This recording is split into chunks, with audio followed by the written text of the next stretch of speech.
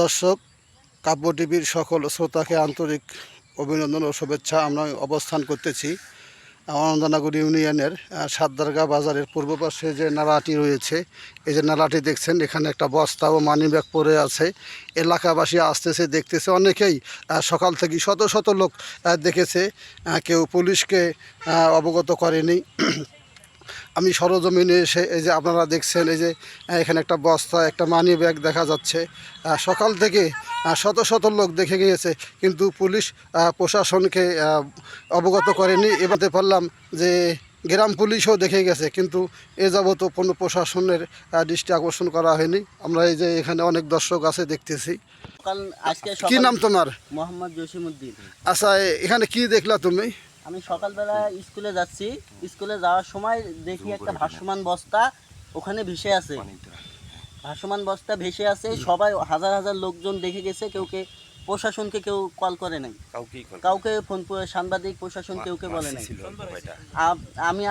আমরা যাই আপনাকে ডেকে আনলাম। এই যে এখন স্কুল থেকে ফেরার পথে আসি, এখনো বস্তাটা আছে, এখনো মানি ব্যাগ, একটা শপিং ব্যাগ আছে।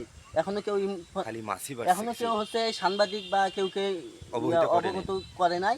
আমরা আপনাকে যা ডাকি আনলাম। এখন আপনি দর্শক, আমরা দেখতেছি যে এখানে একটা বস্তা পড়ে আছে, একটা মানি ব্যাগ পড়ে আছে, একটা শৌখিন ব্যাগ পড়ে আছে। সকাল থেকে শত শত লোক দেখেছে, কিন্তু প্রশাসনকে কেউ অবগত করেনি। স্পটটা হচ্ছে পীরগাছা উপজেলার আনন্দনগর ইউনিয়নের। সকালে এই জায়গায় ছিল, এই জায়গায় ছিল। আর সাতদারগা বাজারের পশ্চিম পাশে যে ব্রিজটি রয়েছে, ব্রিজে যে নাল খালাটি রয়েছে, এই খালের মধ্যে। আচ্ছা, এখানে কি দেখলেন বলেন তো, একটু শুনি। কি দেখলেন এখানে?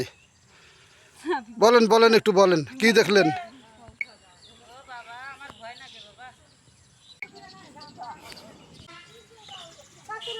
খবরও করে